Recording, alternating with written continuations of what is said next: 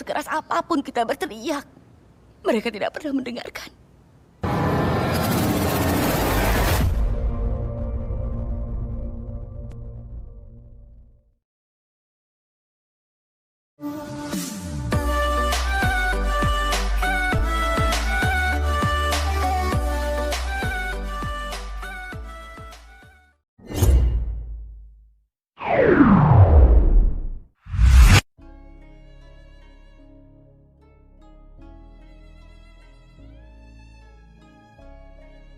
Tolong!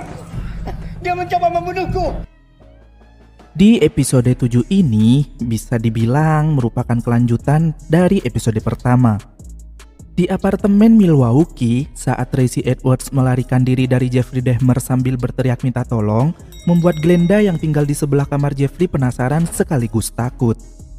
Dia segera mengunci pintu, tapi rasa penasaran Glenda mengalahkan rasa takutnya.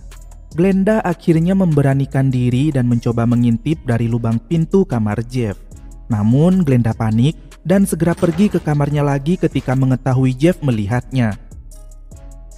Glenda hendak menghubungi polisi, namun dia melihat dari jendela kamarnya jika di bawah Tracy sudah membawa polisi.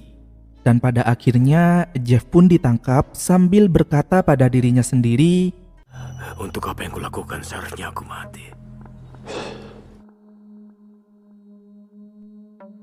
Glenda pun bertanya pada polisi yang berdatangan ke sana.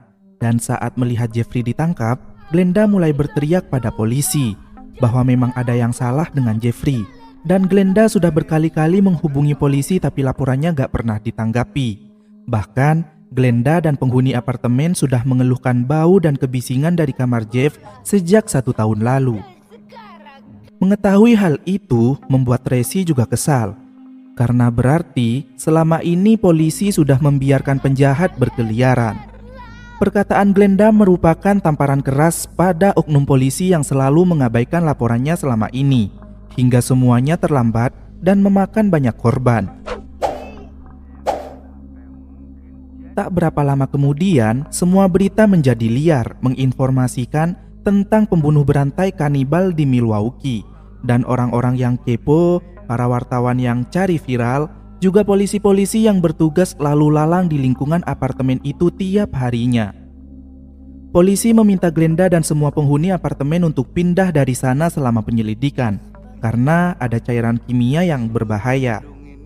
Namun mereka gak memberikan solusi apapun, kemana para penghuni itu harus pindah. Polisi juga gak mengatakan apapun seberapa banyak jenazah yang sudah ditemukan. Glenda mulai berkemas dan mendengar berita di televisi yang memberikan informasi detail mengerikan tentang kejadian itu, yang membuat Glenda stres, kesal, dan akhirnya mematikan televisi. Kejadian Jeff ini tentu mengguncang semua lembaga pemerintahan kota. Selain media berita yang mulai gak terkendali, kasusnya pun sangat fatal. Polisi benar-benar bingung dengan apa yang mereka temukan, mulai dari mayat hingga semua kartu identitas. Dan mereka juga menemukan bahwa salah satu korban baru berusia 14 tahun. Belum lagi media menyoroti berita tentang 2 oknum polisi yang pernah datang ke apartemen itu, di mana Glenda sangat khawatir saat menemukan Konerak telanjang dengan luka di kepala keluar dari kamar Jeff masa itu. Tapi polisi itu justru yakin jika Konerak sudah dewasa dan merupakan kekasih Jeff tanpa menyelidikinya lebih lanjut.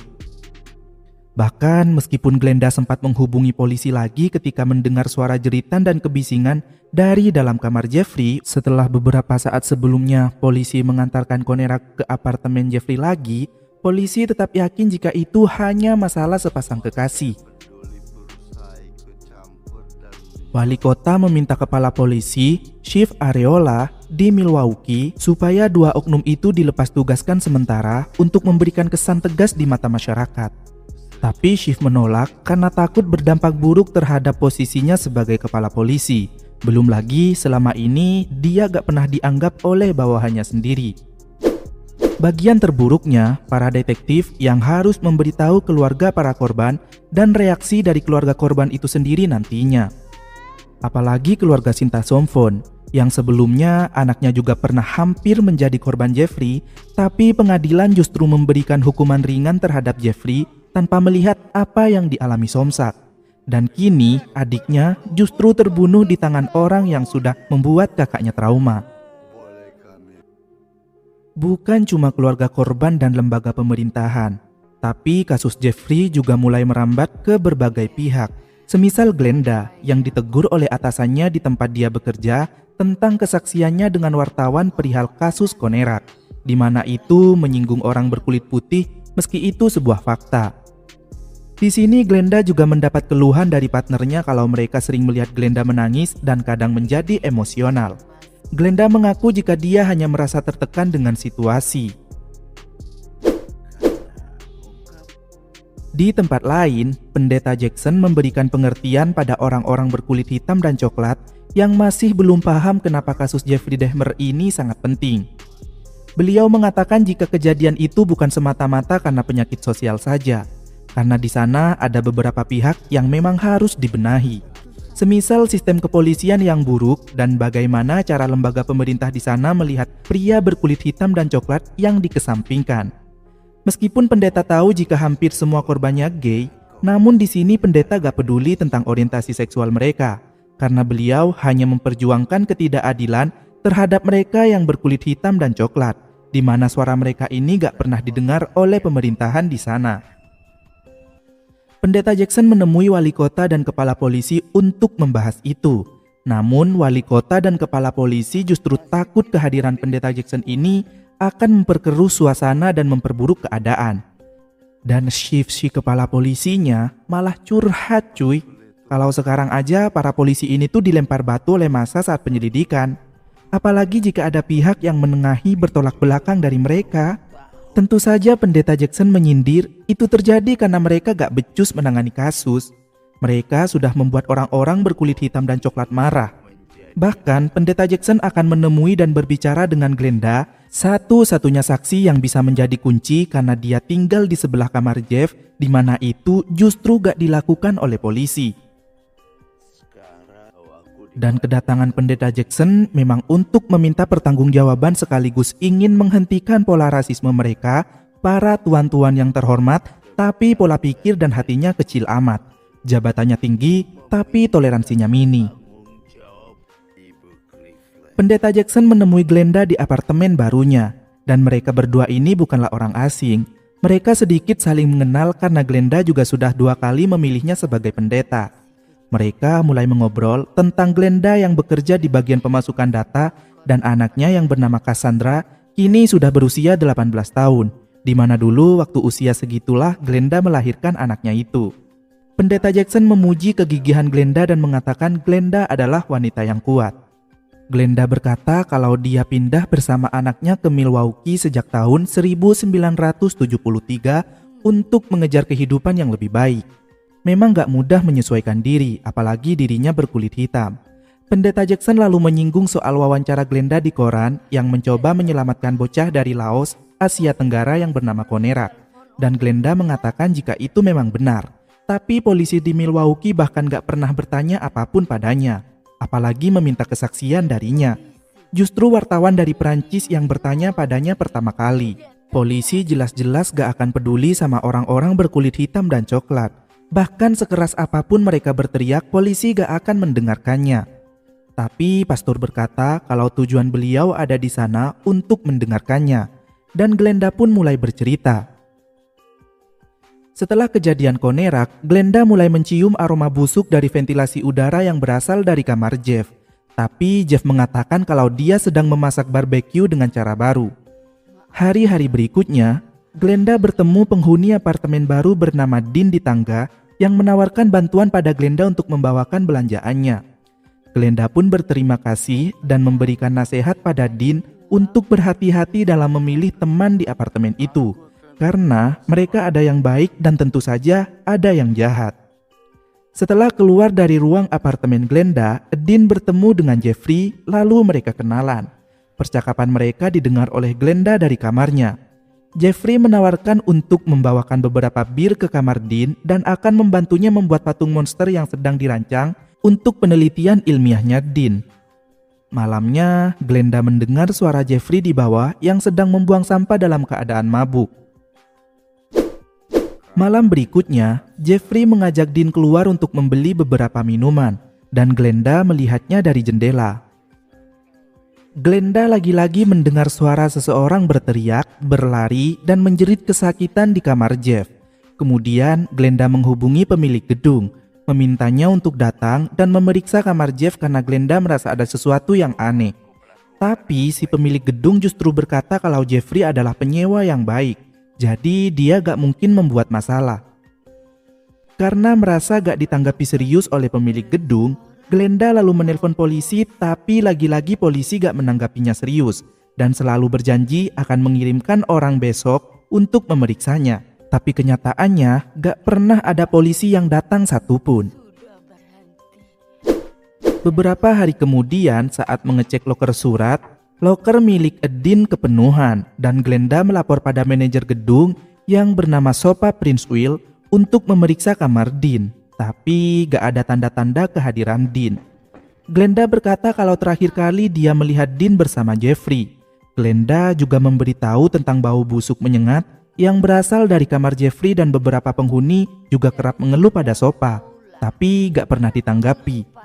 Kali ini kesabaran Glenda sudah habis, karena bau itu benar-benar mengganggunya. Bahkan Cassandra, anak Glenda sendiri memilih tidur di rumah pacarnya saking gak tahannya dengan bau itu. Glenda meminta agar Sopa mengusir Jeffrey, namun saat akan diusir, ternyata Jeff sudah menyewa tukang bersih-bersih untuk membersihkan apartemennya. Sopa di sini tetap ingin Jeff keluar dari apartemen itu karena banyak penghuni lain yang mengeluh. Jeff sempat marah dan mengaku kalau dirinya baru saja dipecat dari tempat kerjanya, dan Jeff di sini juga kelihatan mabuk. Dia sudah gak punya uang untuk membayar tempat baru lagi karena uangnya juga sudah habis untuk membayar si tukang bersih-bersih itu. Namun Sopa gak peduli dan memberikan waktu 1 bulan untuk Jeff mengosongkan ruangan itu. Jeff lalu mendatangi Glenda dan meminta agar mencabut keluhannya. Namun Glenda gak mau. Jeff juga meminta Glenda agar membiarkan Jeffrey masuk ke kamarnya untuk mengecek sendiri apakah bau itu sudah hilang apa belum, dengan alasan karena sudah membayar mahal tukang bersih-bersih.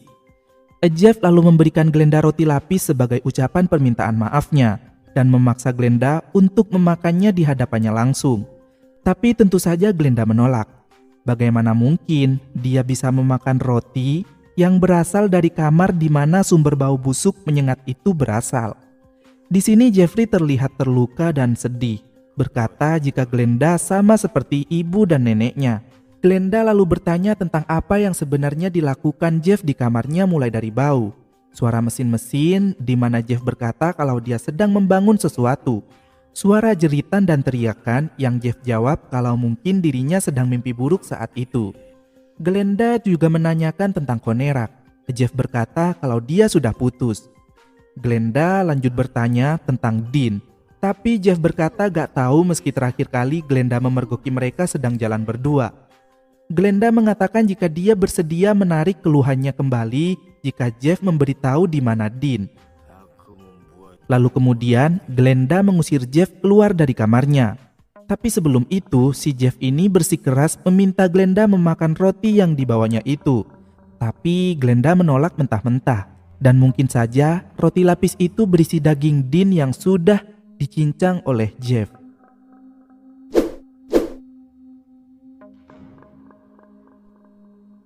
Malam harinya, Glenda kembali melihat Jeff membawa seorang pria dari jendelanya.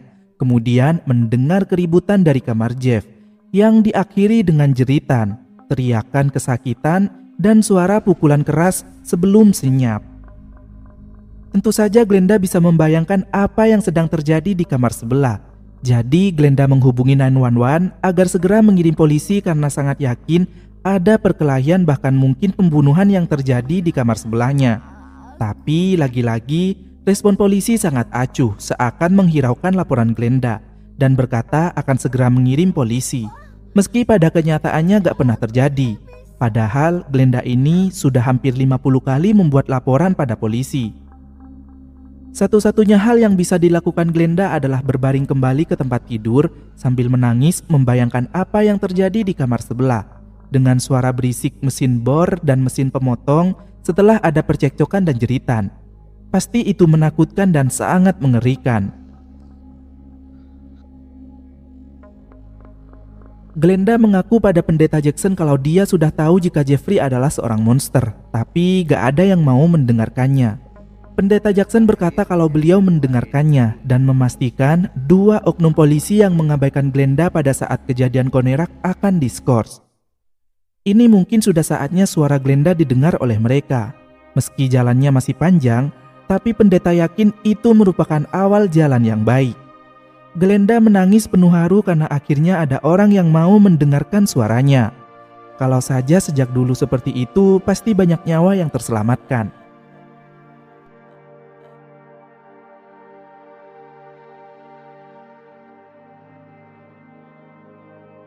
Kau pastikan itu. Apa?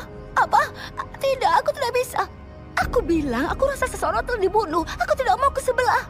Kami akan kirim petugas. Tunggu dulu, kau tidak mau tanya berapa nomor apartemennya? Nyonya, aku bilang kami akan kirim petugas. Kalian selalu bilang akan kirim orang, tapi tidak pernah ada yang muncul ke sini. Aku sudah menelpon kalian sekitar 50 kali. Aku ingin kau kecilkan suaramu, oke? Dan kalau kau bicara terus, bagaimana kami bisa tahu ada keadaan darurat? 911 itu penting. Aku mengerti? bilang, ada seseorang yang telah dibunuh di sini. Apa kau tidak mengerti itu?